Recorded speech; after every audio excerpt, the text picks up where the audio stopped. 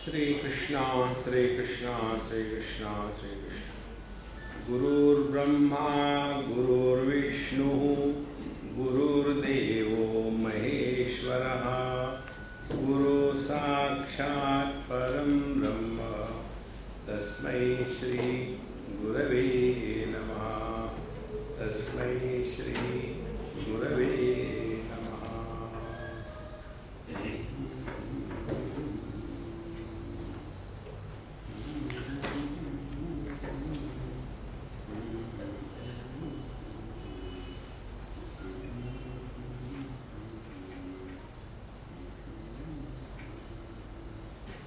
नचिकेत की परीक्षा ली यमराज ने। परीक्षा ली जाती है लालच दे करके। जिस व्यक्ति में वैराग्य का उदय नहीं हुआ, जो व्यक्ति अर्थ और काम माने दुनिया की संपत्ति और भोग इसमें डूबा हुआ है, वह इस ज्ञान का अधिकारी नहीं है। और इसीलिए नचिकेत की बड़ी कठिन परीक्षा थी और उस परीक्षा में उन्होंने उसको अनेक प्रकार के लालच दिखाई और फिर भी उसमें कोई फर्क नहीं पड़ा। वो ज्यों का त्यों, उसको केवल तत्व के सिवा और कुछ भी नहीं चाहिए था। तो उस विद्यार्थी की तारीफ करते हुए यमराज कहते हैं, श्रवणायापि बहुभिर्यो न लभ्यः शृण्वन्तोऽपि बहवो यं न विद्युः आश्चर्यो वक्ता कुशलोऽस्य लब्धा आश्चर्यो ज्ञाता कुशलानुशिष्टः। ये तत्व के बारे में सब आश्चर्य ही आश्चर्य है। कारण क्या है? श्रवणायापि बहुभि यो न लभ्यः। इस तत्व के बारे में, आत्म तत्व के बारे में, अपने स्वरूप के बारे में, ब्रह्मात्मैक्य बोध के बारे में, जीवात्मा परमात्मा एक ही है इसके बारे में, अपने स्वरूप में निष्ठा प्राप्त करने के बारे में कईयों को तो इसके बारे में सुनने को ही नहीं मिलता। भगवद गीता के 7वें अध्याय में भगवान कहते हैं, मनुष्याणां सहस्रेषु कश्चित् यतति सिद्धये यततामपि सिद्धानां कश्चित् मां वेत्ति तत्वतः। हजारों में एक आध होता है। मनुष्येषु ये बहुवचन है। संस्कृत भाषा में 3 वचन होते हैं, एक वचन, द्विवचन और बहुवचन। रामः एक वचन, रामौ द्विवचन, रामाः बहुवचन। इसी प्रकार से मनुष्येषु ये बहुवचन है। तो सहस्रेषु मनुष्येषु, हजारों माने कितने, मिनिमम पकड़ लो तो 3000 पुरुषों के पीछे एक हाथ होता है कि जो इस तत्व के लिए प्रयत्न करना चाहता है। तो समझो आप यहाँ 70-80 लोग बैठे हैं, तो 70-80 गुणा 3000 कितने हो गए? इतनी पब्लिक हमारे सामने बैठी है। मनुष्याणाम सहस्रेषु कश्चित् यतति सिद्धये। एक हाथ है कि जो योग्य प्रकार की साधना करके अपने अंतःकरण को शुद्ध करके तत्व को जानना चाहता है, उसके लिए प्रयत्न करता है। और ऐसे जो हजारों प्रयत्न करने वाले हैं, उसमें से एक हाथ वो होता है कि जो योग्य दिशा में प्रयत्न करता है। प्रयत्न करना एक बात है और योग्य दिशा में प्रयत्न करना एक बात है। तो योग्य दिशा का प्रयत्न क्या है? श्रवणायापि बहुभि यो न लभ्यः। इसके बारे में हमको कहीं सुनने को भी नहीं मिलता। क्यों नहीं मिलता? इसका अर्थ ये नहीं कि ये ज्ञान उपलब्ध नहीं है, हम इसके लिए उपलब्ध नहीं है। अपने गीता प्रेस ने सभी उपनिषदों को छाप छाप करके कितने सस्ते में पूरे विश्व में बांटने का प्रयत्न किया। ये हमारे पास जो एडिशन है गीता प्रेस की, इसमें कुल आज तक के 1,59,250 इतनी कापियाँ प्रिंट करके बांटी है। तो श्रवणायापि बहुभि यो न लभ्यः। कौन इसके लिए जानना चाहता है? ठीक है, ब्रह्म है ना, हम कहाँ नहीं कहते।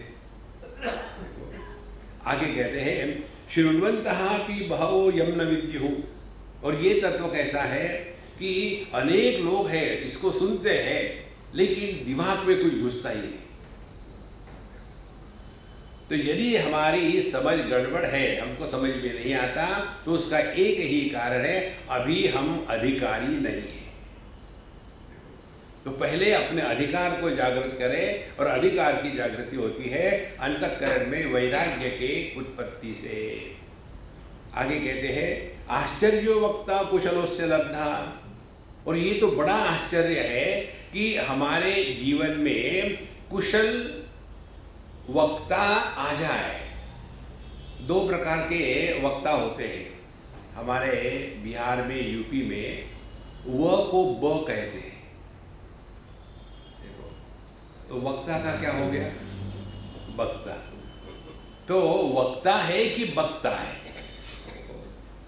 वक्ता का अर्थ उपनिषदों में आता है तद विज्ञानार्थम गुरुमेवाभिगच्छेत् समित पाणि श्रोत्रियम ब्रह्मनिष्ठम।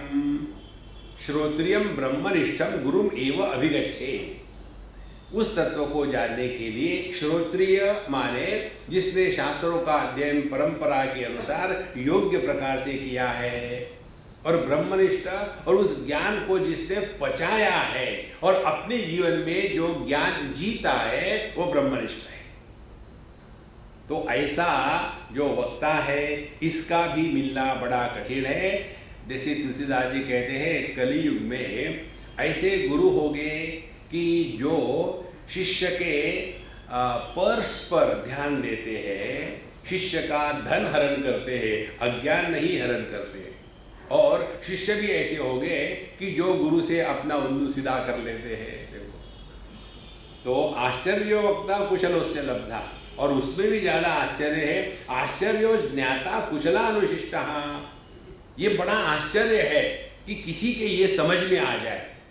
कारण क्या है? कारण यही है न तत्र चक्षुर्गच्छति न वाक् गच्छति न मनः न विद्मः न विजानीमः यथा एतत् अनुशिष्यात्। केनोपनिषद कहती है कि ये तत्व ऐसा है कि जहाँ ज्ञानेन्द्रिय कर्मेंद्रिय मन बुद्धि इनका व्यापार नहीं होता। और हमको तो ज्ञान प्राप्त करने का केवल यही एक मार्ग मालूम है कि किसी को देखा ज्ञानेंद्रियों से, किसी को पकड़ा कर्मेंद्रियों से, किसी को फील किया मन से, किसी को समझा बुद्धि से। लेकिन ये सब के सब व्यापार इस तत्व में उपलब्ध नहीं है। और फिर भी जो इस तत्व को पहचान लेता है ये बड़ा आश्चर्य ही आश्चर्य है। आश्चर्यो ज्ञाता कुशलानुशिष्टः। क्योंकि कुशल आचार्य के द्वारा बताने के बाद भी बड़ी कठिनाई से ये समझ में आता है। न नरेण वरेण प्रोक्त एषः सुविज्ञेयो बहुधा चिन्त्यमानः अनन्य प्रोक्ते गतिरत्र नास्ति अणीयान्यतर्कम अणुप्रमाणात्। इसका कारण बताते हैं कि क्यों ऐसा कठिन है। न नरेण वरेण प्रोक्त एषः सुविज्ञेयः। यह तत्व हमको समझ में नहीं आता यदि बताने वाला जो है अवरेण नरेण, यदि वो योग्य नहीं हो। देखो महाराज, शब्दों के साथ जब अर्थ जुड़ जाता है तब उस शब्द का प्रभाव सुनने वाले के अंतःकरण पर होता है। शब्द के साथ यदि अर्थ नहीं जुड़ा हो तो वो शब्द का प्रभाव सुनने वाले के अंतःकरण पर नहीं होता। एक ऐसा उदाहरण पकड़ लो। समझो एक कागज पर हमने लिख दिया पत्थर और उस कागज का लड्डू बनाया और इस लड़की की तरफ फेंका, तो उसको लगेगा क्या? तो उसको ले लेगी, क्या है, खोल करके देखेगी, अच्छा स्वामी जी को पत्थर चाहिए। फिर उसी कागज में उसने पत्थर रखा, उसके लड्डू बनाया और मुझे फेंक के मारा, तो मुझे लगेगा ना। शब्द के साथ जब अर्थ जुड़ता है तब प्रभाव होता है। देखो, अवरेण नरेण प्रोक्त एषः न सुविज्ञेयः। केवल शब्द जालम महारण्यम। देखो, पांडित्य, erudition, scholarship is not the way to communicate. शब्दों के साथ जब अर्थ जुड़ जाता है तभी हमको वह ज्ञान होता है। तो न नरेणा वरेण प्रोक्त एषः स्विज्ञेयः, कारण बता दे बहुधा चिंत्यमानः, इस तत्व को लेकर के इतना चिंतन हुआ है कि जिसकी कोई हद नहीं। देखो, कोई कहते हैं कि ये आकाश के जैसा है, कोई कहते हैं ये एकदम बारीक है, अणु इतना बारीक है कि आपको आंखों से नहीं देख सकता है, कोई कहते हैं कि ये देह के आकार का है, कोई कहते हैं नहीं इसका आकार ही नहीं है, कोई कहते हैं कि ये बालाग्र अपने बाल के जो केश है उसका जो अग्र है उसको 1000 बार ऊपर जैसा काटो, उसमें से एक ले लो और उसको फिर 1000 बार काटो तो कितना बारीक हो जाएगा, उससे भी सूक्ष्म ये आत्मा है। कोई कहते हैं कि ये आत्मा देह में आता है और चला जाता है, कोई कहते हैं कि देह आत्मा देह के अंदर है, कोई कहते हैं नहीं देह आत्मा के अंदर है। इतना कंफ्यूजन है, बहुधा चिंत्यमानः। तो अनन्य प्रोक्ते गतिरत्र नास्ति, तो इसकी समझ, इसका ज्ञान हमको तभी होता है अनन्य प्रोक्ते, जो इस तत्व को स्वयं अनुभूत कर रहा है उसी के मुख से जब ये प्रकट होता है तब हमको डेफिनेटली इसका अनुभव होता है। देखो, अब अनुभव की बात और केवल शब्दों की बात, इसका उदाहरण से समझेंगे। समझो हमने आपको किसी को कहा कि आप स्वामी विवेकानंद के बाल्यकाल पर कुछ प्रवचन दीजिए, लेकिन हमने तो तैयारी नहीं की। कोई बात नहीं, अगले संडे को देना, एक हफ्ता ले लेना। तो आप एक हफ्ता क्या करोगे, घर जाओगे, गूगल करोगे, विवेकानंद को निकालोगे, कट पेस्ट करके पूरा अपना वो तैयार हो जाएगा असाइनमेंट, फिर उसका अध्ययन करेंगे 10 बार, और फिर आपका जब समय आया आ गए लेक्चर देने को, तो फिर उन्होंने ये किया था, यहाँ जन्म हुआ था, वहाँ जन्म हुआ था, उन्होंने ऐसा किया वैसा किया। जितना पढ़ा है उतना ही बोल पाओगे। और समझो आपने बनाया आपके अंदाज से कि ये 10 मिनट के लिए काफ़ी हो जाएगा, लेकिन जब आपने शुरू किया 2 मिनट में ही खत्म हो गया। अरे राम, अब क्या करें, बाकी के 8 मिनट। फिर आपको बताया कोई बात नहीं, आप अपने बचपन के बारे में बताओ। जब आपको अपने बचपन के बारे में बताना होता है तो आप कहेंगे क्या मैंने तैयारी नहीं करी है, क्योंकि अपना बचपन ये अनुभूति का विषय है और इसलिए उस बोलने में रस आएगा, बोलने वाले को भी सुनने वाले को भी। देखो, और ऐसा जो व्यक्ति अनुभूति से बोलता है उसी के शब्दों में अर्थ निहित होता है। देखो, जैसे जब आप अपनी ही गलती पर हंसो तो आपकी उम्र बढ़ती है। जैसे आप अपने ही गलती पर हंसो तो आपकी उम्र बढ़ती है, शेक्सपियर ने कहा है, मैंने नहीं कहा। और यदि आप अपने पत्नी की गलती पर हंसो तो आपकी उम्र घटती है, शेक्सपियर की बीवी ने कहा है।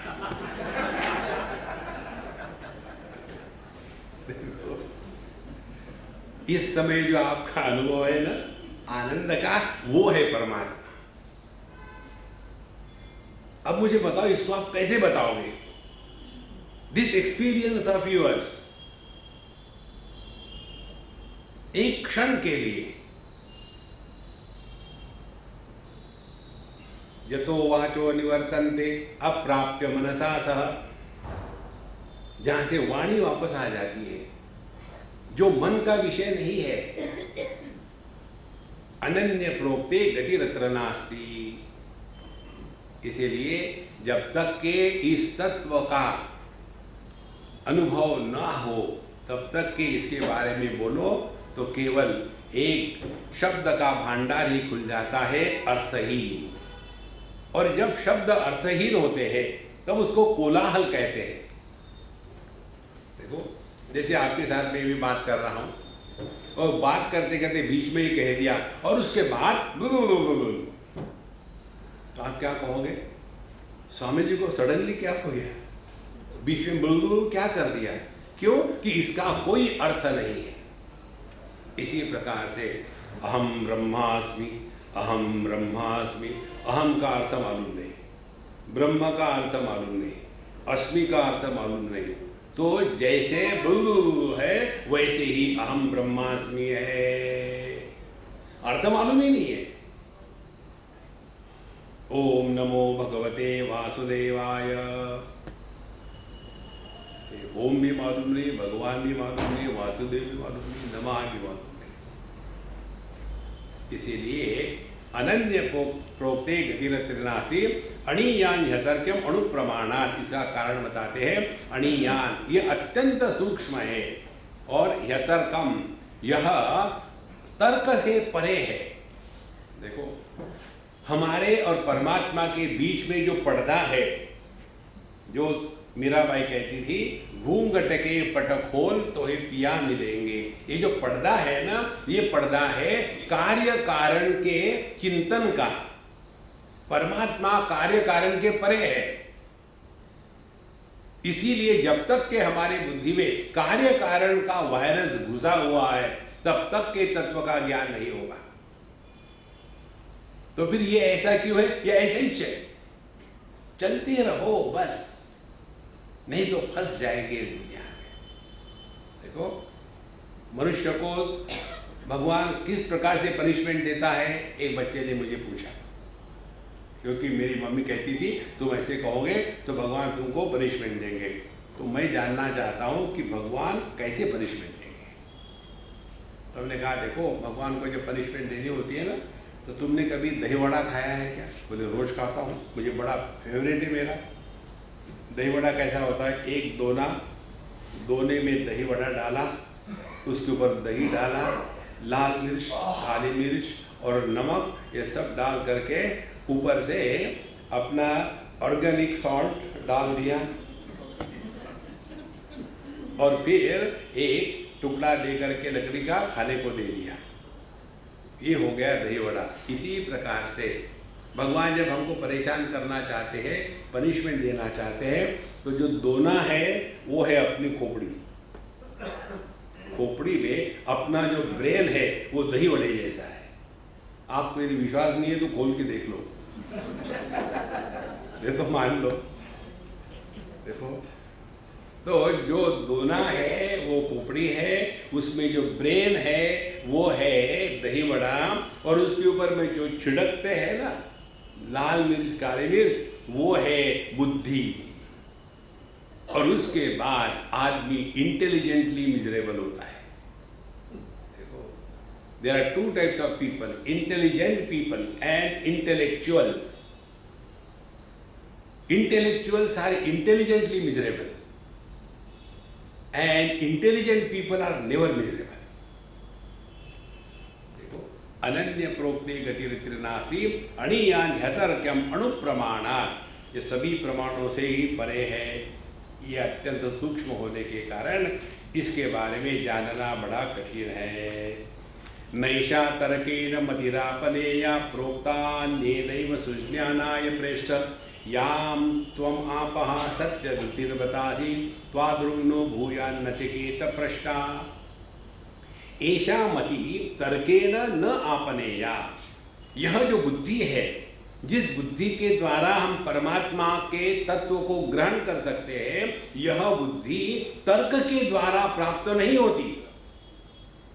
देखो, तर्क और कर्त एक ही बात है। केश कर्तनालय, वहां बाल को काटते हैं। इसी प्रकार से तर्क के द्वारा हर विचार को काटा जा सकता है, और जो ज्यादा तर्क करने वाले होते हैं उनको प्रभु का कभी दर्शन नहीं होता, क्योंकि तर्क आपको अपने से दूर ले जाता है, स्वयं के पास नहीं लाता। देखो, अब इसका क्या तर्क है कि मैं देह हूं, क्या तर्क है इसका? ना तो देह हमने निर्माण किया है, ना देह हमारी बात मानता है, और फिर भी हम मैं देह हूं। इसीलिए जो वस्तु तर्क के परे है उसके बारे में तर्क करना यही बंधन है। तो नैषा तर्केण मतिरापनेया प्रोक्तान्येनैव सुज्ञानाय प्रेष्ठ। और जो योग्य शास्त्र के तत्व को जानने वाले, अनुभूत करने वाले आचार्य के द्वारा बताया जाने के बाद ही समझने के योग्य है, ऐसी जो बुद्धि तुमको प्राप्त हो गई है, या त्वम आपः सत्य धृतिर बतासी, हे नचिकेत तुमको यह बुद्धि जिसके द्वारा सत्य को ग्रहण किया जा सकता है, ये तुमको प्राप्त हो गई है। और इसीलिए त्वादृङ्नो भूयान् नचिकेत पृष्टा।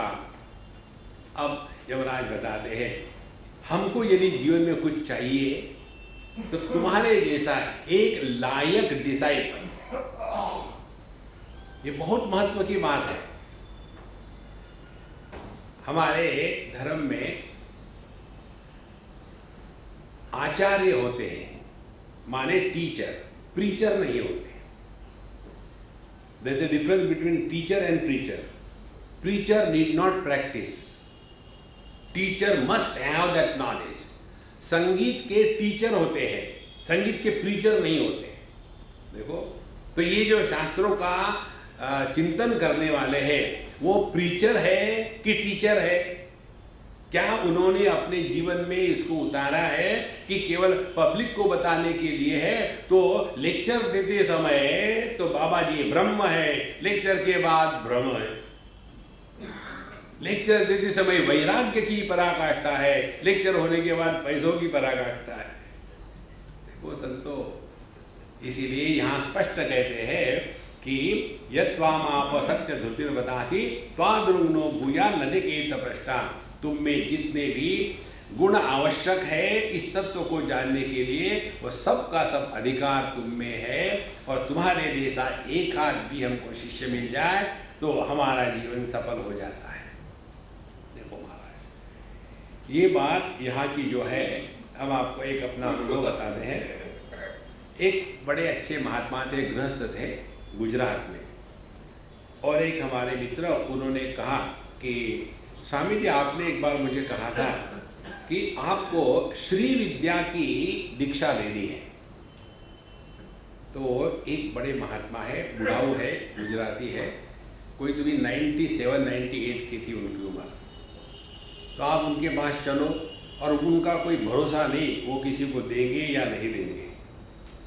बहुत विद्वान है, सब कुछ जानते हैं। तो हम उनके पास पहुंच गए।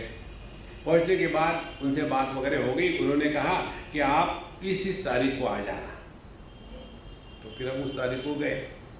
जाने के बाद उन्होंने हमको पूरी दीक्षा दी, जो कुछ करना था, क्या मंत्र है वगैरह सब कुछ बता दिया। और सब होने के पश्चात फिर हम निकल गए। तो हमारे जो मित्र थे उन्होंने कहा कि स्वामी जी, अब आपको इन हर एक मंत्र को सिद्ध करना पड़ेगा। तो जो 10-12 मंत्र होते हैं, हर एक मंत्र को आपको इतने लाख बार करना है, आहुति डालनी है, और उसके बाद यज्ञ करना है। तो हमने कहा यार मैं तो फंस गया, मेरे से ये कुछ नहीं होता।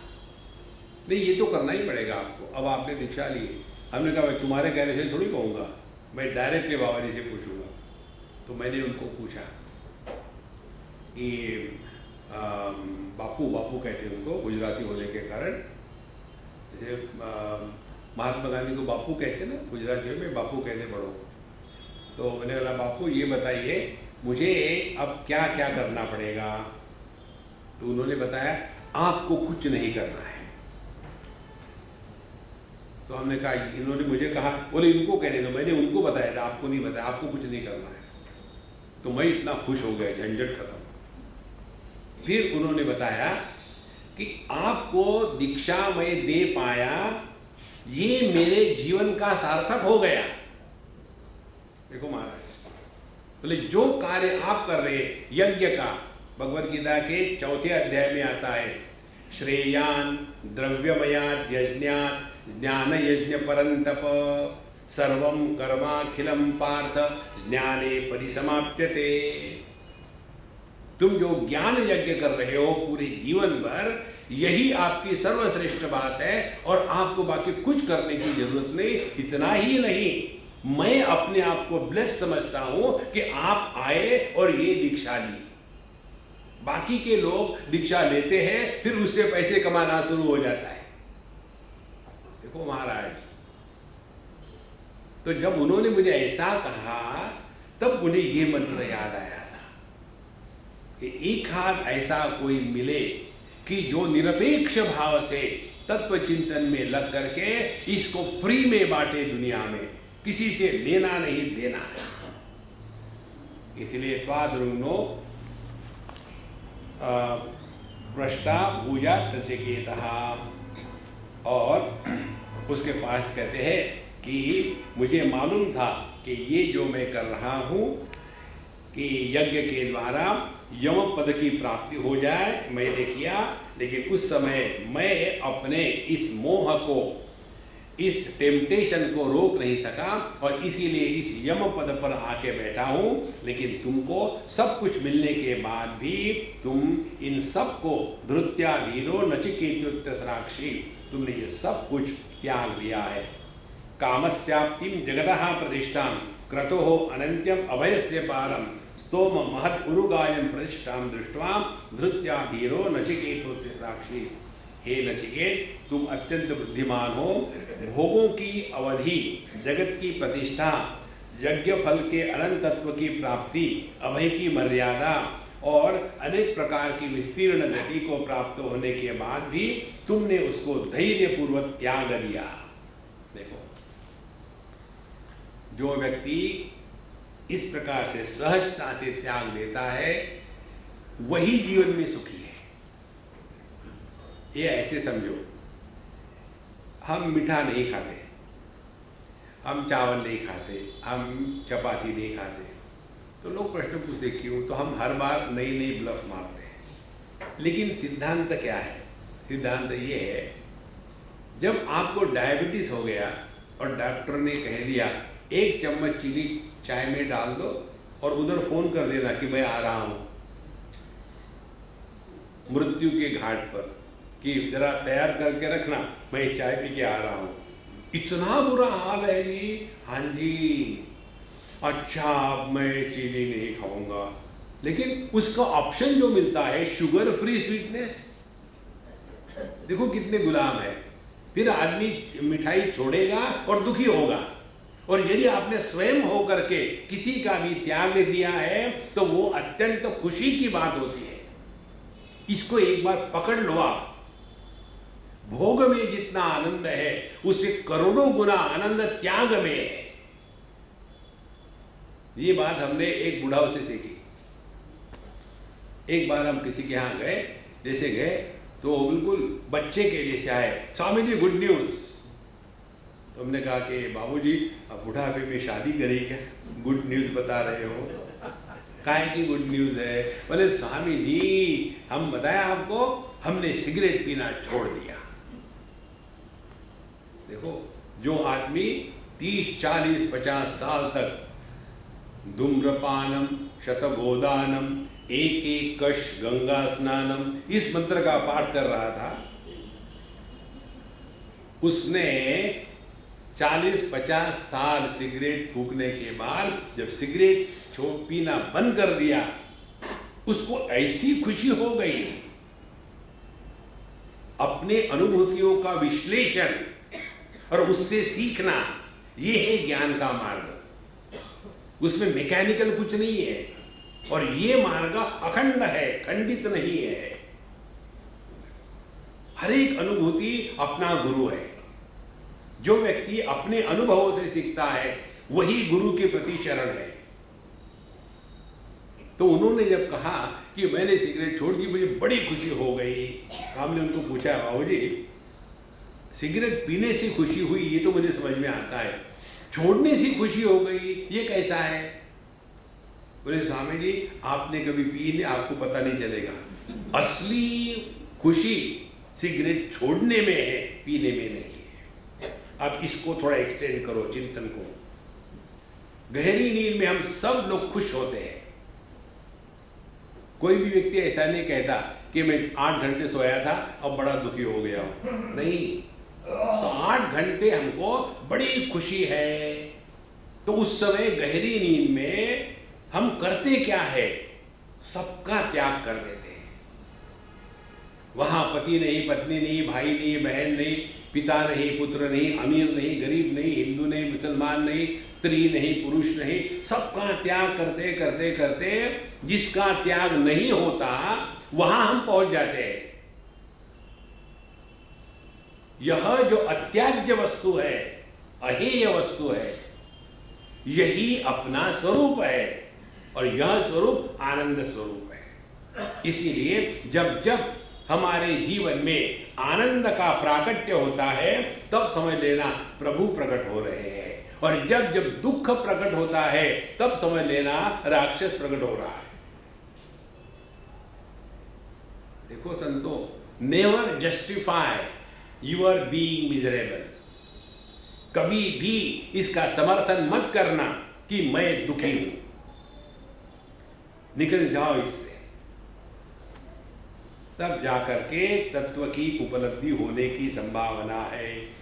तम दुर्दर्शम गूढ़मनुप्रविष्टम गुहाहितम गौवरेष्टम पुराणम अध्यात्म योगादिगमेन मत्वा धीरो हर्ष शोको जहाति। अब तुमने जिस तत्व को जानना चाहा, यम त्वम ज्ञातुम इच्छसि आत्मानम, उस तत्व के बारे में मैं तुमको बताता हूं। अब यमराज बताना शुरू कर दे। पहले तम दुर्दर्शम, जो पकड़ में आने के लिए बड़ा कठिन है, दुर्दर्शम गूढ़म अनुप्रविष्टम, यह अत्यंत गूढ़ स्थान पर छिपा हुआ है। देखो सबसे गूढ़ स्थान कहाँ है? देखो आपने कभी चित्र देखे होंगे, मैगजीन में भी आते हैं, जैसे न्यूज़पेपर में आता है, दो चित्र एकदम एक दूसरे के जैसे दिखते हैं और उसके नीचे लिखा होता है कि फाइंड आउट 6 डिसिमिलैरिटीज। ये दो चित्रों में 6 कौन सी भिन्नता है, तो आप ढूंढते हैं, उसमें ढूंढते हैं कहाँ गया, हाँ इसकी टोपी बड़ी है, इसकी टोपी छोटी है, एक मिल गया। तो उसको कैसा देखते हैं हम? गूढ़म अनुप्रविष्टम। और वहां बताते हैं यदि आप 6 के 6 चीजों को 10 सेकंड के अंदर देखोगे तो यू आर इंटेलिजेंट, 1 मिनट के बाद देखोगे तो you are not bad, 1 minute से ज्यादा देखोगे तो यू आर बेवकूफ। गूढ़ अनुप्रविष्टम। इसका दूसरा उदाहरण आपको देते हैं। एक हमारे अहमदाबाद में मित्र है, बड़े सज्जन हैं, हम उनके ऑफिस में गए तो दीवार पर एक छोटा सा पिक्चर लगा हुआ था, फ्रेम किया हुआ कांच में, बड़ा विचित्र था, जैसे समझो साड़ी की बॉर्डर होवे, इतना ही था ऐसा। तो मैं उसके सामने जाके खड़ा हो गया, तो मैंने पूछा कि प्रभु ये क्या है? बोले स्वामी जी आप यदि बताओगे ये क्या है तो मैं आपको मानूंगा। हमने कहा ठीक है बता देते हैं। और हमने 3 सेकंड के अंदर उनको बता दिया। इस चित्र में साईं बाबा है बैठे हुए अपनी स्टैंडर्ड पोज में लेकर के, उनके पीछे एक सूर्य है और एक साइड में स्वस्तिक है और एक साइड में ओम है। जब मैंने ऐसा कहा तो अपने कुर्सी से काम छोड़ के उठे, मेरे पास आए, कहाँ पढ़ा आपने? पढ़ना क्या, इसी में है। फिर बोले अच्छी बात है। फिर उन्होंने अपना ड्रॉवर खोला, उसमें से एक पुस्तक निकाली जिसमें 30 पिक्चर थे, 30।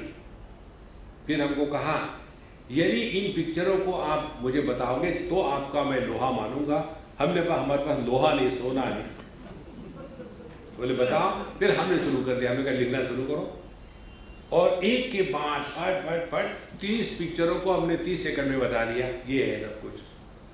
फिर उन्होंने आकर के हमारे पैर पकड़े, कहते हैं कि ये आपको अर्पण, इसमें से एक भी चित्र में आज तक नहीं देख पाया, आपको कैसे दिखे? गूढ़म अनुप्रविष्टम।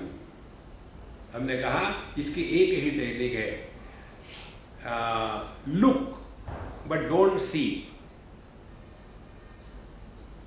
अपने आंखों को अनंत में दृष्टि को लगा दो। दृष्टि को जब अनंत में लगाओगे तब अनंत का दर्शन होगा। देखो अभी हम क्या देख रहे हैं? अभी हम देख रहे हैं नाम और रूप। इन नाम रूप के पीछे ही परमात्मा छिपा हुआ है। ये वैसे ही है जैसे समुद्र छिपा रहता है लहरों के पीछे और पानी छिपा रहता है समुद्र के पीछे। गूढ़म अनुप्रविष्टम तम दुर्दर्शम, यह तत्व अत्यंत कठिन है दिखने के लिए, क्योंकि ये गूढ़म अनुप्रविष्टम गुहाहितम, और कहाँ छुपा है ये तत्व? अपने ही अंदर। पंचकोशों को गुहा कहते हैं। अन्नमय, प्राणमय, मनोमय, विज्ञानमय, आनंदमय कोश, इन सब का जो आधार है वह ये तत्व है। लेकिन हम इन्हीं पंचकोशों में फंसे हुए हैं। अब देखो कितनी सिंपल बात है। इस माइक को हम देखते हैं आंखों से, क्या ये माइक हमारी आंखों को देख सकता है? देखो, अच्छा माइक को हटा दिया जाए तो क्या हमारी आंखों में कोई फर्क पड़ने वाला है? माने हमारी जो दृष्टि है, ये दृष्टि बाहर के वस्तु के होने न होने से प्रभावित नहीं होती। अब और एक स्टेप आगे चले जाओ। ये जो दृष्टि है, ये है मन ही जब आंखों से बाहर आता है तब उसको दृष्टि कहते हैं। तो यदि हमारी आंखें खराब हो गई तो मन को कोई फर्क पड़ेगा? मन ज्यों का त्यों है, मन में कोई फर्क नहीं पड़ेगा। इसी प्रकार से क्या जैसी माइक आंखों को नहीं देख सकता, उसी प्रकार से आंखें मन को नहीं देख सकती। फिर ये मन क्या है? मन चैतन्य की देह में अभिव्यक्ति है। जैसे ये लाइट बल्ब में बिजली की अभिव्यक्ति है, तो ये लाइट के द्वारा सबको प्रकाशित किया जा सकता है। ये लाइट के द्वारा बिजली कैसी है कोई नहीं देख सकता। गूढ़म अनुप्रविष्टम। लेकिन हमारा प्रयत्न हमेशा यही रहा है कि हमको भगवान का दर्शन करना है, और उसके लिए ध्यान को बैठने के बाद फिर कहीं ना कहीं आंखें ले जाते हैं, उधर ले जाओ ऊपर में, और ऐसा करते करते करते ऐसे बैठे रहेंगे। मेडिटेशन के बाद कुछ मिला ना मिला, हेडेक जरूर मिला। जिस अनुभूति में प्रयत्न है वो प्रकृति है, जिस अनुभूति में प्रयत्न नहीं है वो परमात्मा है। प्रयत्न हमेशा परिच्छिन्नता के साथ जुड़े होते हैं, और जो परिपूर्ण है उसमें कोई प्रयत्न नहीं। यह सूक्ष्मता से जितना हम चिंतन करेंगे उतना यह समझ में आने में आसान हो जाता है। गुहाहितम गंवरेष्टम पुराणम, और यह अत्यंत सूक्ष्म स्थान में रहने वाला, माने ऐसा कहो कि रूप रंग आंखों में है, आंखें मन में है, मन चैतन्य की अभिव्यक्ति है। तो इस चैतन्य को देखने के लिए ना तो आंखें काम आ सकती है, ना तो जगत काम आ सकता है, ना तो मन काम आ सकता है। इसीलिए गंवरेष्टम पुराणम, और यह अत्यंत पुराण का तात्पर्य है कि ये काल के परे है। जो बात पुरानी होती है उस पर काल का प्रभाव है, लेकिन पुराण शब्द का अर्थ है पुरा अपि नव, पुराना होते हुए भी जिस पर काल का प्रभाव नहीं, इसीलिए ज्यों का त्यों। यह जो तत्व है अध्यात्म योगादिगमेन देवम मत्वा, तो इस देव को, इस परमात्मा तत्व को अध्यात्म योग अधिगमेन, जब तक कि हम अपने स्वरूप के तरफ अपने दृष्टि को नहीं लगाएंगे तब तक कि इसका ज्ञान नहीं हो सकता।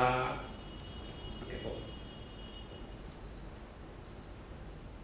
दृष्टि को समझने के लिए रूप रंग की आवश्यकता है कि दृष्टि काम करती है कि नहीं, लेकिन मन ठिकाने पर है या नहीं इसके लिए आंखों की कोई आवश्यकता नहीं। तो जितना जितना हम उपरत होना शुरू करेंगे, एक ऐसी स्थिति आ जाती है कि उसके परे हम नहीं जा सकते।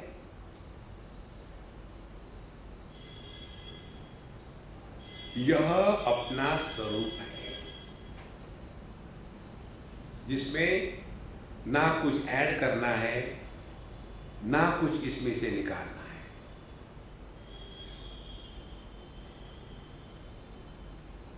हमारी दृष्टि कहाँ है, इस पर अवलंबित है। इसलिए अध्यात्म योगाधिगमेन, यदि हमारी दृष्टि इंद्रियों की गुलाम बन करके विषयों के भोग में भटक रही है, यदि हमारा मन सुख दुख के प्रभाव में आकर के उसी का चिंतन कर रहा है, यदि हमारी बुद्धि अपने ही भूतकाल का बोझा ढो करके अपने को बड़ा 30 मार्क का समझने में लगी हुई है, तो ऐसे जो इंद्रिय मन बुद्धि है, इनमें अध्यात्म योग प्राप्त नहीं हो सकता। तो अध्यात्म योग का तात्पर्य है कि हमारे सभी की सभी फैकल्टीज इसी तत्व में लगावे।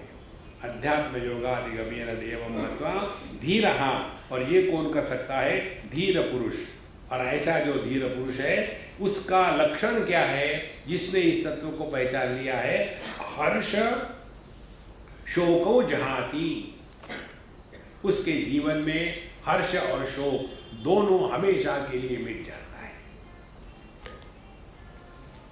भगवान श्री कृष्ण ने श्रीमद् भागवत महापुराण में अपनी लीला संवरण करने के पहले उद्धव जी आए और उद्धव जी ने भगवान को कहा कि हे भगवान, आप तो लीला कर खत्म करके जा रहे हैं, अब मेरा क्या होगा? मैं तो आपके सिवा नहीं रह सकता, आप मुझे अपने साथ ले जाइए। भगवान ने कहा तुमको यहाँ काम करना है, मेरे साथ आने की जरूरत नहीं। तो फिर मैं यहाँ कैसे रहूँ? तो ये भगवान श्री कृष्ण का उद्धव जी को दिया हुआ अंतिम उपदेश हम सब के लिए।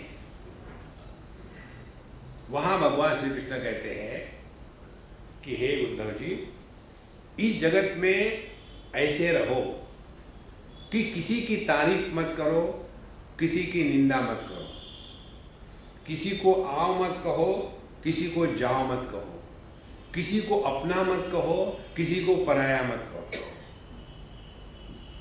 और आगे कहते हैं इसका कारण क्या है, क्यों मैंने तुमको ऐसे बताया?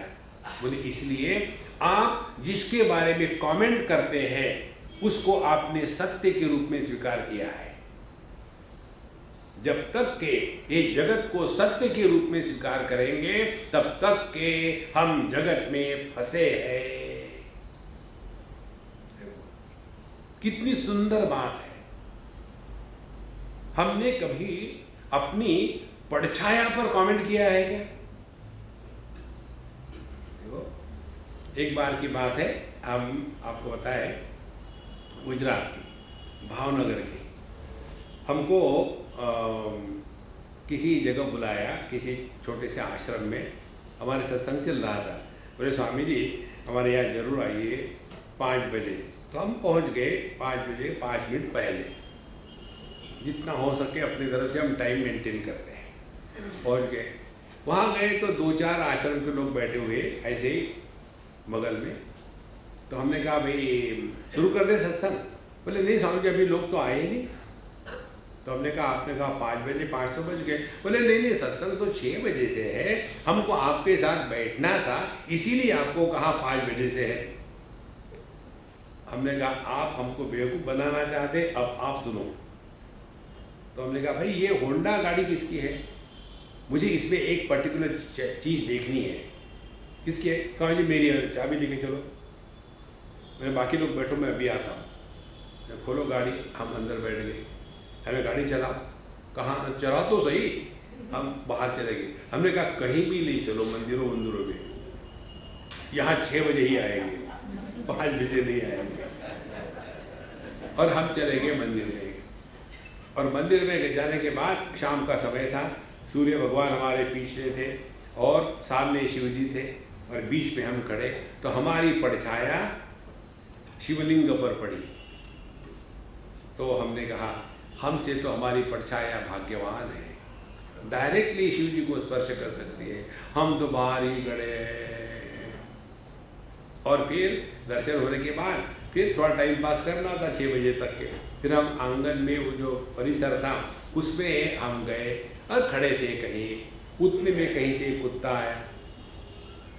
और कुत्ते को दूसरा कोई स्थान मिला नहीं। जहां हमारी परछाया थी वही आकर के पूर्णमदः पूर्णमिदं पूर्णात् पूर्णमुदच्यते, जब उसने हमारी परछाया पर अभिषेक किया तो हमको बड़ा दुख हुआ, अरे हट यहां से। कभी ऐसा हो सकता है? मनुष्य अपनी परछाया को लेकर के कभी कोई भी कमेंट नहीं करता, क्योंकि उसको मालूम है कि यह परछाया नाम की वस्तु सत्य नहीं है। इस समझदारी के साथ जियोगे तो मौन रखना नहीं पड़ेगा, मौन हो जाएगा। देखो संतो, नहीं तो हम मौन रखते हैं, मुंह को पट्टी बांध करके मौन है, और फिर हाथ में कागज पेंसिल लेके जा रहे हैं और एक कप चाय देना, और फिर चाय आ गई, चीनी तो डाली नहीं, एक चम्मच और डाल ले। मौन है, ये मौन का कार्टून है। भगवत गीता स्पष्ट रूप से कहती है मौन यह वाणी की तपस्या है, वाचा की नहीं है। मौन यह वाणी नहीं, मौन यह मन की तपस्या है, वाणी की नहीं। मन जब शांत होता है तब हम मौन का अभ्यास कर रहे हैं। मन प्रसाद सौम्यत्वम मौनम आत्मविनिग्रह। अपने आप से बोलना बंद करो, तब आप मौन का प्रैक्टिस कर रहे हो। अन्य के साथ बोलो, अपने साथ बोलना बंद करो, आपके जीवन में आमूलाग्र परिवर्तन आ जाएगा। देखो कितना बोलते रहते,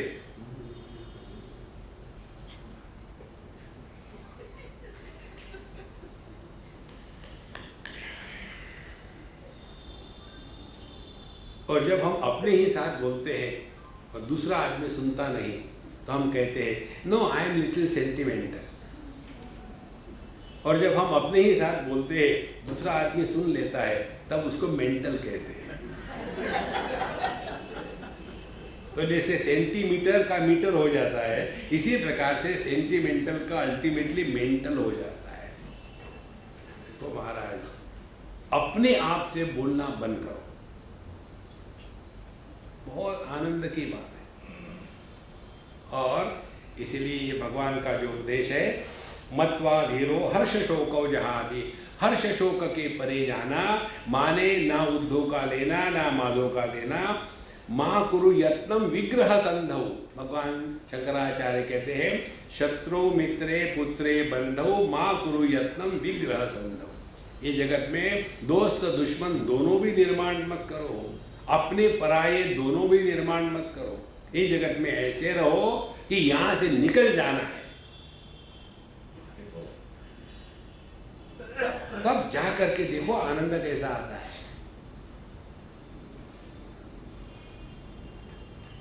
जब ये बात हृदय में बैठ जाती है ना, तो व्यक्ति इतना सहज हो जाता है।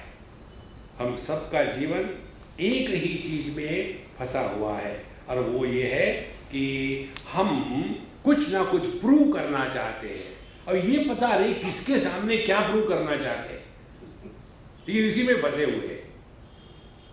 इसलिए यह जो अपना स्वरूप है, जो पिछले 12वें मंत्र में बताया, अध्यात्म योगे अधिगमेन देवम मत्वा, इस तत्व को जिसने पहचाना, कैसे पहचाना, एतत् श्रुत्वा संपरिगृह्य मर्त्यः प्रव्रीय धर्म्यम अणुमेतमाप्य स मोदते मोदनीयं हि लब्ध्वा विवृत्तम सद्म नचिकेतसं मन्ये।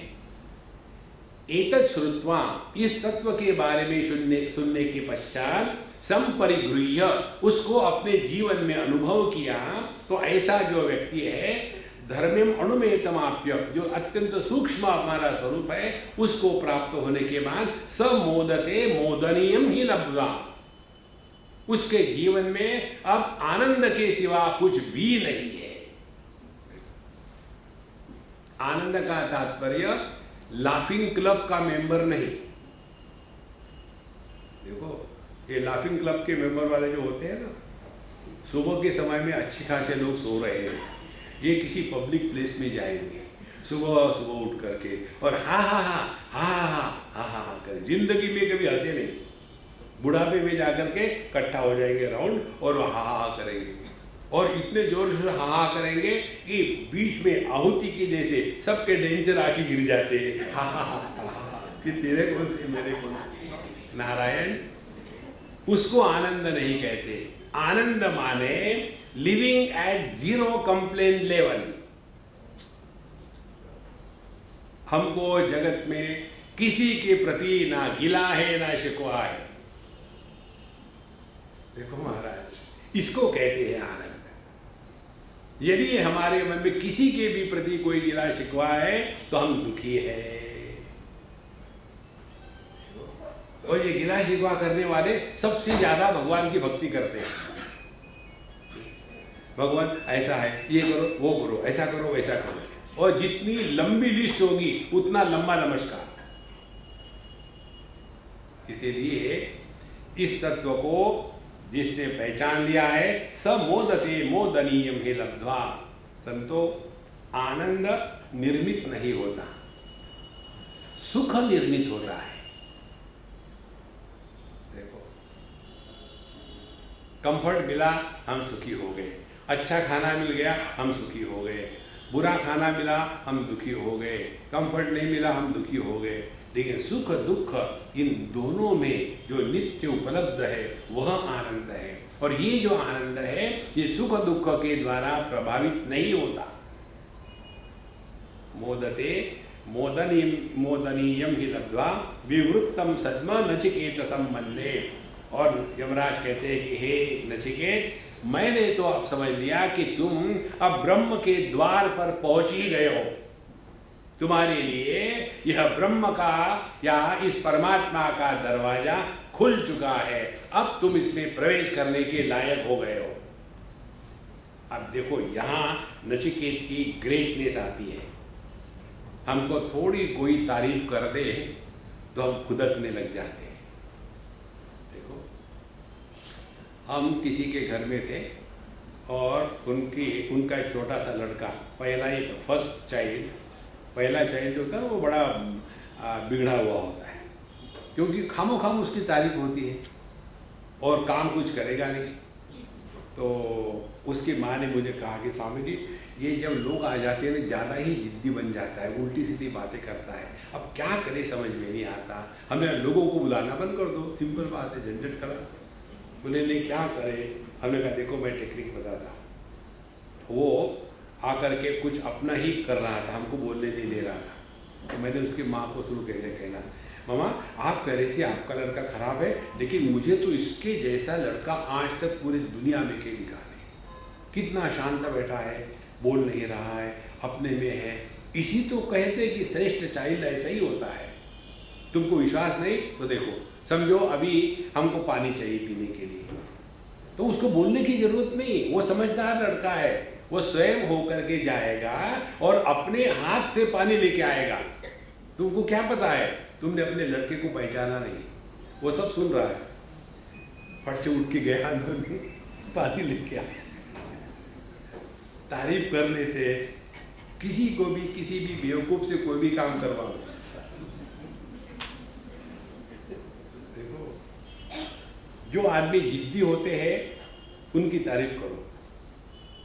यदि बहुओं को, सास को खुश रखना है, सास की तारीफ करो कि मम्मा what is the secret, you don't look old, you look younger than me, बुढ़ाओ क्लीन बोल्ड।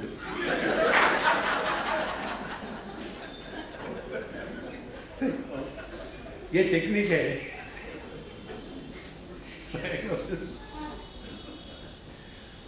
नचिकेत की इतनी तारीफ हुई, लेकिन नचिकेत टस का मस नहीं, वो ज्यों का त्यों। तो उसके आगे अब ये नचिकेत कहता है, यदि अहम योग्य प्रसन्नश्चासी भगवान माम प्रति। हे भगवान, आपके कहने के अनुसार मैं योग्य हूँ और आप प्रसन्न हो, तब अब मेरे प्रश्न का उत्तर दो। हम छोड़ेंगे नहीं प्रश्न को। और फिर ये जो इसका प्रश्न है, ये बड़ा श्रेष्ठ प्रश्न है। इसको कहते हैं इंक्वायरी। इसको नहीं कहते इंक्वायरी, स्वामी जी ये दुनिया इतनी खराब क्यों है, ये इंक्वायरी नहीं, ये कंप्लेन है।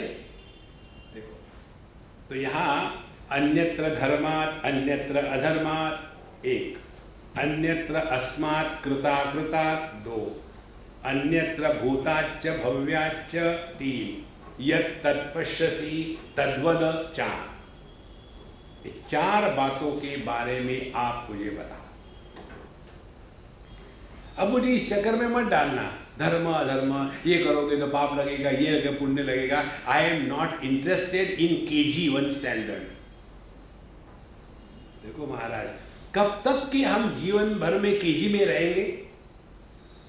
यानी किसी लड़के आदमी को पूछा, भाई गुप्ता जी क्या चल रहा है आजकल? नहीं मैं KG1 में हूँ। KG1 में? आपकी उम्र कितनी है? 40 साल की। अभी भी KG1 में? हाँ जी। क्यों? मुझे वो मिस बहुत अच्छी लगती है। बच्चे कहते हैं ना, अपने स्कूल की जो टीचर है ना वो अच्छी लगती है, इसीलिए मैं KG1 में ही हूँ। तो 40 साल का आदमी KG1 में रहेगा तो कितना एबनॉर्मल रहेगा।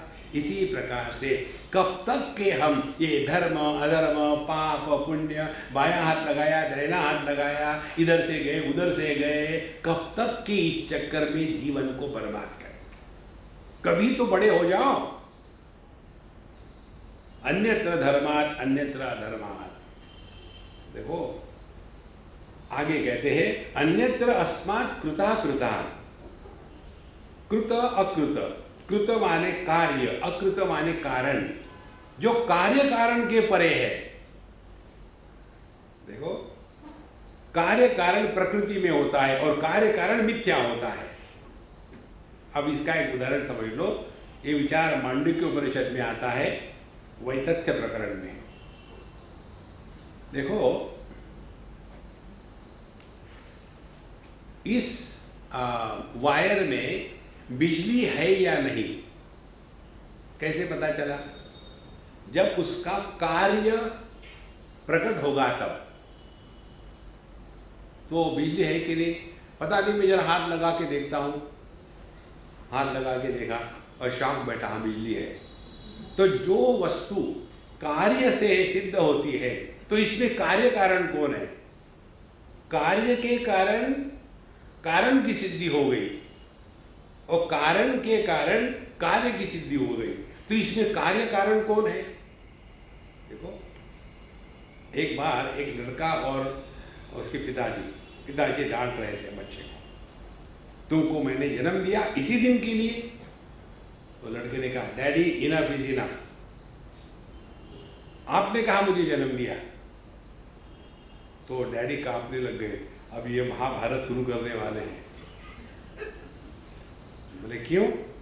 बोले आपको पिताजी किसने कहा जब तक मैं पैदा नहीं हुआ था, इसीलिए मेरे कारण आप बाप बने। तो पुत्र के कारण बाप है कि बाप के कारण पुत्र है? कार्य कारण मिथ्या। इसीलिए एक बड़ी साधना है कि किसी भी हालत में इस चक्कर में मत पड़ना, ये ऐसा क्यों है, या ऐसा ही होता है। अपने दिमाग को उसमें मत लगाओ, मनुष्य उसमें फंस जाता है। देखो इसी कल परसों कोई हमसे बात कर रहा था, नहीं स्वामी जी की कृपा से। हमने कहा देखो मेरी कृपा पर कुछ किसी पर नहीं होती, बदनाम मत करना मुझे। जहां आप फंसोगे ना केवल कार्य कारण में फंसोगे। फिर आदमी जब कार्य कारण में फंस जाता है ना तो कल्पना करने लग जाता है। हम वहां गए थे उस मंदिर में और वहां से ऊपर से वो पेड़ गिरा, लेकिन भगवान की कृपा से जो है ना मेरी केवल टांग ही टूटी और कुछ नहीं टूटा। आदमी उसी में फंस गया। इसमें मत फंसो। टांग टूटी है ना, सीधे डॉक्टर के पास जाओ, ठीक करा लो, over. Don't create imaginary world. अन्यत्र अस्मात् कृताकृतात्, प्रकृति के परे, और अन्यत्र भूताच्च भव्याच्च। ये मत बताना कि वैकुंठ एकादशी को तुमको भगवान विष्णु के दर्शन हो जाएंगे। हाँ, मुझे अभी चाहिए, बाद में नहीं, जो काल के परे है। भूत भविष्य और वर्तमान, जहां भूत नहीं वहां भविष्य नहीं, जहां भूत भविष्य नहीं वहां वर्तमान नहीं, वहां केवल सत्ता मात्र है। Where there is no past, there cannot be future. Where there is no past and future, there cannot be present, but there is only presence. That presence I want to know. देखो महाराज, अन्यत्र भूताच्च भव्याच्च, और इसके बाद सवाल आता है तुमको इतना मालूम है और क्या बताओ? तो कहते हैं नचिकेत, यत् तत्पश्यसि तद्वद, मुझे थियोरेटिकल मत बताना, जो आपका साक्षात अनुभव है वो मुझे दो। माने उसने इतना विचार किया है, लेकिन एक गलती इस नचिकेत के विचार में बची रही। वो गलती यही है, जो तुम देख रहे हो वो मुझे दिखाओ। जब तक कि मैं और तू ये भेद है, तब तक कि हम तत्व को ग्रहण नहीं कर सकते।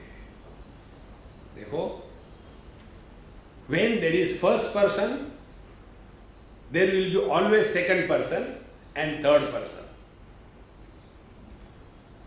और जब तक के first person, second person, third person है, तब तक के संसार बना रहेगा। और जहां यह फर्स्ट पर्सन गायब हो गया, तो सेकंड पर्सन भी नहीं, थर्ड पर्सन भी नहीं। तो नचिकेत के चिंतन में सब कुछ ठीक था, लेकिन एक गड़बड़ी बची थी। अभी भी वो यही समझता था कि जैसा अनुभव मेरे गुरु का है वैसा मुझे हो। तत्व का अनुभव का तात्पर्य है where being is equal to knowing and knowing is equal to being, that experience is called as abidance in the truth. जहां होना और जानना एक है, वह तत्व का अनुभव है। जहां होना और जानना अलग अलग है, वो संसार है। जैसे इस माइक को मैंने जाना, तो मैं माइक थोड़ी बना, नहीं तो कितना मजा आ जाता। गधे को जाना, गधा बन गया, घोड़े को जाना, लात मारना शुरू कर दी। ऐसे नहीं होता। लेकिन तत्व के क्षेत्र में जानना और होना एक ही है। इस प्रकार से नचिकेत ने फिर से अपना प्रश्न दोहराया। और इसके उत्तर में अब यमराज बताते हैं, सर्वे वेदा यत्पदम आमनन्ति तपांसि सर्वाणि च यद्वदन्ति यदिच्छन्तो ब्रह्मचर्यं चरन्ति तत्ते पदं संग्रहेण ब्रवीमि ओम इत्येतद्। सर्वे वेदा यत्पदम आमनन्ति, सभी के सभी जिस तत्व का, जिस पद का तात्पर्य है पद्यते इति पद, जो हमारे अनुभव के क्षेत्र में प्रवेश कर सकता है, उसको कहते हैं पद। तो सर्वे वेदा, सभी के सभी में इसी एक तत्व का प्रतिपादन कर रहे हैं। तपांसि सर्वाणि च यद्वदन्ति, और जितनी भी तपस्या करते हैं साधक लोग, इस तपस्या का तात्पर्य इसी तत्व को ग्रहण करने के लिए। देखो, तपस्या का तात्पर्य अपने को कष्ट देने के लिए नहीं है। तपस्या का ये रूप समझ लो ठीक से। हमारे जीवन में दो समस्या रहती है आध्यात्मिक क्षेत्र की। एक पहली समस्या है जगत के वस्तु व्यक्तियों पर अवलंबित रहना, पहली तपस्या की समस्या। और दूसरी समस्या है कि हमको अपने में आत्मविश्वास नहीं है। तपस्या के द्वारा जगत के वस्तु व्यक्तियों पर जो हमारा अवलंबन है, जो हमारी डिपेंडेंस है, उससे मुक्त होना, उसके लिए तपस्या की जाती है। देखो, जैसे पंजाबियों के घरों में खाना बनाना हो तो दो चार चीजें होनी ही चाहिए। एक तो राजमाता, छोले, उसके पश्चात ये प्याज, लहसुन, टमाटर, इनको निकाल दो तो पंजाबी का किचन खाली। कैसे बनाएंगे? लेकिन फिर चातुर्मास आ जाता है, और चातुर्मास में अब प्याज नहीं, लहसुन नहीं खाए। तो 4 महीने यदि हम प्याज लहसुन के बिना जी सकते हैं, तो सिद्धांत क्या होना चाहिए? हमारे जीने के लिए उनकी आवश्यकता नहीं। ऐसा समझने के बाद फिर से खाओ, कोई नो डिफिकल्टी इन दैट। लेकिन ये जो दुराग्रह है कि अमुक वस्तु के सिवा हम जिंदा नहीं रह सकते, इसको हमको अपने आप से हटाना है। दूसरी समस्या है आत्मविश्वास। We have got very low opinion about ourselves. हम जगत की कोई भी वस्तु प्राप्त कर सकते हैं। Don't have low opinion about yourself. You are the most suitable person for this.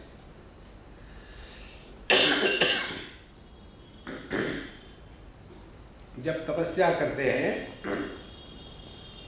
तो तपस्या में यही होता है। उदाहरण के लिए हमने समझो उपवास करने का निश्चय ले लिया कि हम उपवास करेंगे। उपवास के लिए बैठो तो बहुत भूख लगेगी, लेकिन उसको निभा लो हिम्मत के साथ, तो पता चलेगा कि अरे ये संभव है, मुझे लगा मैं नहीं कर पाता। इस प्रकार से तपस्या के द्वारा जगत पर अवलंबन और अपना आत्मविश्वास, ये दोनों की जागृति हो गई, तब जाकर के तपस्या सफल हुई। आगे कहते हैं यदि छंदो ब्रह्मचर्यम चरंती, और इस तत्व को प्राप्त करने के लिए, इच्छा करने के लिए जो ब्रह्मचारी लोग हैं वो जाकर के आचार्य के पास ब्रह्मचर्य का पालन करके इसके तत्व के पीछे लगे रहते हैं। वह पद तत्ते पदम संग्रहेण ब्रवीमि, उस तत्व के बारे में मैं तुमको शॉर्ट में एक फार्मूला देता हूं, mc², एक फार्मूला देता हूं। कौन सा फार्मूला है? ओम इति एतत्। तो तुमने जिसके बारे में पूछा है उसको कहते हैं ओम। अब ये ओम क्या है? एतद्धेवाक्षरं ब्रह्म, एतद्धेवाक्षरं परम, एतद्धेवाक्षरं ज्ञात्वा यो यदिच्छति तस्य तत्। अब ये ओम जो है ये कार्य ब्रह्म और कारण ब्रह्म और इन दोनों के परे एक ही तत्व का सिंबल है। अब इस ओम को लेकर के पूरा मांडुक्य उपनिषद और उसके साथ 3-4 अध्याय और जुड़े हुए हैं, मांडुक्य कारिका जिसको कहते हैं। इस ओम का यदि संक्षेप में कहना हो तो इतना ही कह सकते हैं कि ओम यह 3 चीजों से बना है, अ, उ और म। शब्द, नाम हमेशा रूप के साथ जुड़ा होता है। जैसे किसी का नाम समझो है मीनाक्षी, तो हम पूछेंगे मीनाक्षी कौन है? एक लड़की अमेरिका में, अपनी इंडियन लड़की, उसका नाम मीनाक्षी था। तो उसने मुझे पूछा, Swami ji I don't know what is the meaning of this name Meenakshi. ऐसे मीनाक्षी मीन्स फिशी आइड, जिसकी आंखें फिश के जैसी गंदी है उसको कहते हैं मीनाक्षी।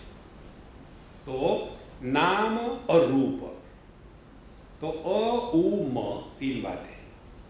अ ये नाम हो गया, रूप जागृत अवस्था, उ ये नाम हो गया और स्वप्नावस्था ये रूप हो गया, म ये नाम हो गया और रूप सुषुप्ति अवस्था। तो जागृत, स्वप्न, सुषुप्ति ये तीनों के तीनों इस ओम में निहित है। लेकिन इस ओम के बाद फिर इस ओम के उच्चारण का अभाव आता है। ओम ओम ओम, अ उ म फिर शांति, फिर अ उ म फिर शांति। तो जागृत, स्वप्न, सुषुप्ति ये अपर ब्रह्म और इस ओम के उच्चारण के पश्चात जो शांति है वो पर ब्रह्म। यो यदि क्षति तस्य तत्, यदि आप मेहनत करो योग्य प्रकार से तो इस जगत में आपको सफलता मिलेगी, और यदि आप इस जगत से पूर्ण रूप से उपरत हो जाओ तो आप अपने स्वरूप में स्थित हो जाओगे।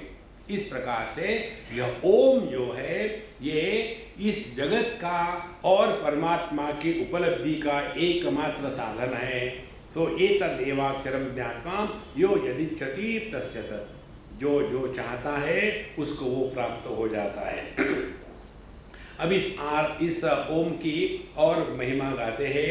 एतदालंबनम श्रेष्ठम एतदालंबनम परम एतदालंबनम ज्ञात्वा ब्रह्मलोके महीयते। जो इस ओम को आलंबन लेकर के अपने साधना को चलाता है वो ब्रह्मलोक में महिमान्वित होता है, माने उसको तत्व की उपलब्धि अपने में और जगत के साथ आदर युक्त जीवन जीने का मौका मिल जाता है। ये पहले उसका एक डिस्क्रिप्शन दे दिया, अब उसका अनुभव कराने के लिए भगवान कहते हैं न जायते म्रियते वा विपश्चित् नायं कुतश्चिन्न बभूव कश्चित् अजो नित्य शाश्वतोऽयं पुराणो न हन्यते हन्यमाने शरीरे। देखो भगवद गीता में कन्हैया लाल ने द्वितीय अध्याय में इसको सीधा सीधा चुरा के रख दिया है, एक शब्द का फर्क कर दिया ताकि ये कॉपीराइट का चक्कर न आवे, एक शब्द का फर्क कर दिया। अजो न जायते म्रियते वा विपश्चित् नायं कुतश्चिन्न बभूव कश्चित्। यह जो तत्व है न जायते म्रियते वा, आप ध्यान से सुनना, जिसका जन्म नहीं हुआ, जिसका मृत्यु नहीं होता, वहां का अर्थ है जिसमें कोई बीच में विकार नहीं आए। आप इसको ढूंढो, किसका जन्म नहीं हुआ? अपना। किसी को भी अपने जन्म का अनुभव नहीं होता। दूसरी बार किसी को भी अपने मृत्यु का अनुभव नहीं होता। तीसरी बार किसी को भी अपने में परिवर्तन हुआ है ये अनुभव नहीं होता। पहली बार जब किसी लड़की को कोई बच्चा कह देता है aunty what is the time please, तो उस लड़की को जीवन का पहला शॉक लगता है, मुझे लोग आंटी कहने लग गए।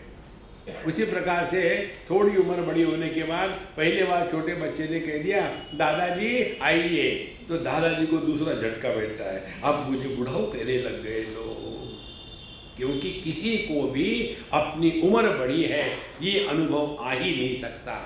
तो ये जो बता रहे हैं इसको बाहर नहीं ढूंढना है, केवल अपने अनुभूति का विश्लेषण करना है। न जायते न म्रियते वा विपश्चित्, और यह शुद्ध ज्ञान स्वरूप है विपश्चित्। इस अनुभूति को लेने के लिए इंद्रियों का व्यापार आवश्यक नहीं है। मैं हूं, इस अनुभूति के लिए इंद्रियों का व्यापार आवश्यक नहीं है, मन का व्यापार आवश्यक नहीं है, बुद्धि का व्यापार आवश्यक नहीं है, क्योंकि इन तीनों का जब अभाव हो जाता है सुषुप्ति में तब भी हमको अपने होने का जो भान है वो बना रहता है। यह जो प्रमाण निरपेक्ष अनुभूति है उसके बारे में यहाँ बता रहे हैं, और ये सबका अनुभव है, ऐसा नहीं कि ज्ञानी का है और अज्ञानी का नहीं। न जायते म्रियते वा विपश्चित् नायं कुतश्चिन्न बभूव कश्चित्। ना तो इससे कुछ निकला है ना तो ये किसी से निकला है, माने ये कार्य कारण के परे है, ना तो ये किसी का कारण है ना तो ये किसी का कार्य है। यही विचार 7वें अध्याय में भगवान कहते हैं मत्तः परतरम नान्यत् किंचिदस्ति धनंजय। हे अर्जुन, मत्तः परतरम, मेरे से ऊपर, माने कार्य से ऊपर कारण होता है, मेरा कोई कारण नहीं है। किंचित, किंचित माने कार्य जो होता है कारण के नीचे होता है, तो मेरा कोई कार्य नहीं है। और अन्यत द्वैत, मेरे जैसा कोई नहीं है। देखो ये जो सूक्ष्म बातें हैं ना अपने पुराणों की कथाओं में बताते हैं, लेकिन उसके लिए बुद्धि सूक्ष्म चाहिए। शतरूपा और मनोजी इन्होंने बड़ी तपस्या करी नारायण भगवान की, और तपस्या करने के बाद भगवान नारायण प्रसन्न हो गए। हम पिछले बार गए थे वहाँ नैमिषारण्य में, वहाँ देखा वहाँ तो भगवान को प्रसन्न होकर के देखने के बाद भगवान ने कहा कि तुमको क्या चाहिए मांगो। तो मनु जी ने कहा मुझे आपके जैसा पुत्र चाहिए। भगवान ने कहा आई एम एक्सट्रीमली सॉरी, मेरे जैसा कोई है ही नहीं, एकमेवाद्वितीय नेह नानास्ति किंचन। ये उसका तात्पर्य है। फिर मैं ही आपके पुत्र के रूप में जन्म लूंगा। ये है मत्तः परधर्म नान्यत् किंचिदस्ति धनंजय। इस प्रकार से नायम कुतश्चिन्न बभूव कश्चित् अजो नित्य शाश्वतोयम पुराणः। और इसीलिए ये जो तत्व जो तुमने पूछा है अजहा अनबॉर्न, इसका ना तो कभी जन्म हुआ है, नित्य या हमेशा ज्यों का त्यों है, कोई विकार नहीं, शाश्वतः कल भी वैसा ही रहेगा, इसका कभी नाश नहीं होता। और अयम पुराणः, और ये काल के परे है। और इसीलिए हन्यमाने शरीरे न हन्यते। जब शरीर का नाश हो जाता है, शरीर को मारा जाता है, तब भी यह ज्यों का त्यों है। हंता चेत मन्यते हंतुम हतश्चेत मन्यते हतम उभौ तौ न विजानीतः नायम हंति न हन्यते। यदि मारने वाला ये सोचे कि मैं मार रहा हूं और मरने वाला ये सोचे कि मैं मर रहा हूं, दोनों बेवकूफ है, दोनों को समझ नहीं है। क्योंकि ये तत्व ना तो कुछ करता है ना तो कुछ करवाता है। ये कार्य कारण कर्ता कर्म के परे है। इस प्रकार से इस तत्व को अपने स्वरूप में पहचानो। अणोरणीयान महतो महीयान आत्मा स जंतोर्निहितो गुहायां तमक्रतु पश्यति भीतशोको धातु प्रसादान महिमानमात्मनः। यह जो तत्व है धातु प्रसादान, धातु का तात्पर्य है अपने इंद्रिय मन बुद्धि, प्रसाद माने पावित्र शुद्धि। जब तक के हमारे इंद्रिय मन बुद्धि शुद्ध नहीं होते तब तक के इस तत्व को ग्रहण करने की क्षमता हम में नहीं आती। देखो कहते हैं अणोहो अणीयान, इसका कारण क्या है? ये सूक्ष्म से भी सूक्ष्म है और बड़े से भी बड़ा है। महतो महीयान, और यह आत्मा जंतो हो निहितो गुहायाम, हम सबके हृदय में इसका निवास है। देखो हृदय में निवास का तात्पर्य क्या हो गया? जैसे आभूषणों का हृदय सुवर्ण है। हृदय का तात्पर्य ये मत करना ब्लडी हार्ट के जैसे एक कोने में बैठा हुआ है, जिसके सिवा आभूषणों की सत्ता असंभव है, वह सुवर्ण आभूषणों का हृदय है। इसी प्रकार से जिसके कारण यह देह मन बुद्धि इत्यादि कार्यान्वित हो रहे हैं वह तत्व है। इसको अपने स्वरूप में पहचानना है। तम अक्रतु पश्यति, उसको कौन देख सकता है? अक्रतु, जिसके अंतःकरण से कर्तृत्वाभिमान हमेशा के लिए निकल चुका है। देखो कर्तृत्वाभिमान जब तक रहेगा तब तक के हम तत्व के दूर रहेंगे। इसीलिए एक हमारी पुस्तक है let meditation happen, don't do meditation. Meditation करोगे तो और परेशान हो जाओगे। देखो जैसे दो बातें होती है, एक तो प्यार करते हैं, ये जो लड़का लड़की होते हैं ना, I have fallen in love, जब कोई नीचे गिर जाएगा तो लगेगी ना चोट, तो उसको क्या कहना है? Get up, where did you get hurt? Because he has fallen in love. लेकिन माँ बेटे का जो प्रेम होता है वो प्रेम करते नहीं, वो प्रेम होता है। जहां होता है वहां मैं नहीं, और जहां खोता है वहां मैं नहीं। तो जो जो प्रेम करते हैं वो खोते हैं। खोते के दोनों अर्थ ले लो, पंजाबी और हिंदी। नारायण। तो तमक्रतु पश्यति वीत शोकः, और जिसके अंतःकरण से कर्तृत्वाभिमान निकल गया है, वीत शोकः, उसके जीवन में शोक कभी रह नहीं सकता। शोक के परे चला गया है। धातु प्रसादात महिमानमात्मनः, तो जब तक हमारा अंतःकरण इंद्रिय मन शुद्ध नहीं है तब तक ये तत्व का दर्शन नहीं होगा। और यह जो तत्व परमात्मा है, आसीनो दूरम मृजति शयानो यादि सर्वतः कस्तम मदा मदम देवम मदन्यो ज्ञातुमर्हति। और यह परमात्मा एक ही जगह में बैठ करके सब जगह में घूमता है और सोते हुए सब जगह में उपलब्ध है। ऐसा जो परमात्मा तत्व है, जो हर्ष और शोक इनके परे है, उसको मदन्यः कहा ज्ञातुमर्हति। जो ऐसा तत्व है उसको मैं के रूप में ही जाना जा सकता है, अन्य के रूप में नहीं जाना जा सकता। देखो महाराज, जब तक कि इस मैं का निर्णय नहीं होगा तब तक के आध्यात्मिक साधना पूरी नहीं होगी।